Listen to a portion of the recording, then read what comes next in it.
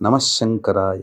3వ తారీఖు సింహరాశిలో కేతుగ్రస్త సంపూర్ణ గ్రస్తోదయ చంద్రగ్రహణం ఏర్పడుతుంది.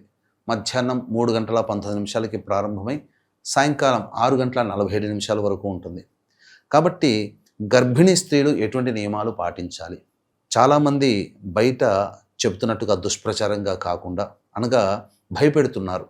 అంటే ఒక కొయ్యలాగా ఎలాగే ఉండిపోవాలి, నిద్ర పోకుండా ఉండాలి, అసలు చెప్పాలి అనంటే ఎటువంటి శ్వాస కూడా సరిగ్గా తీసుకోకూడదు అన్నట్టుగా భయపెడుతున్నారు. అయితే ప్రేక్షకులు ఎవరు కూడా అటువంటి విషయాలకి భయపడకండి.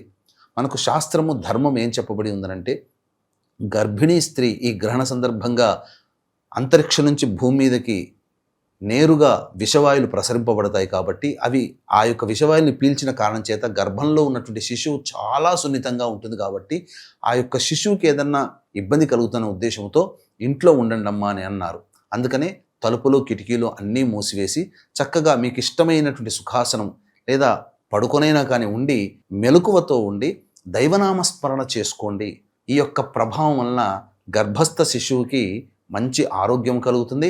అంతేకాకుండా ఈ గర్భిణీ స్త్రీలు డెలివరీ అయ్యే సమయంలో నవగ్రహాలు శుభలక్షణాలలో ఉండగా డెలివరీ అవకాశం దైవానుగ్రహం వల్ల కలుగుతుంది. బాలులకి అనారోగ్యగ్రస్తులకి నియమాలు చెప్పబడలేదు. కాబట్టి మిగతా వాళ్ళందరూ కూడా మధ్యాహ్నం 11 లేదా మ్యాక్సిమం 12 లోపల భోజనాది కార్యక్రమాలు ముగించేసేసుకోవాలి. ఇక ఈ సమయంలో గోళ్ళు కత్తిరించడము, గడ్డం చేసుకోవడము, అలాగే కటింగ్ చేయడము మరియు ధూమపానము, మద్యపానము, మాంసాహార భోజనము ఇలాంటివి, దాంపత్యం ఇలాంటివి పనికి రావు. కాబట్టి ఈ నియమాలు తప్పక పాటించండి. సింహరాశిలో ఏర్పడుతున్నది కాబట్టి ఈ యొక్క సింహరాశిని బేస్ చేసుకుని మేష, వృషభ, కర్కాటక, సింహ, కన్య, ధనుస్సు, మకర, కుంభరాశిలో జన్మించినటువంటి వారికి గ్రహణ దోషం ఉంటుంది. అందరూ కూడా ఇష్టదేవత ఆరాధన ఆ చెప్పబడినటువంటి సమయంలో చేయడం,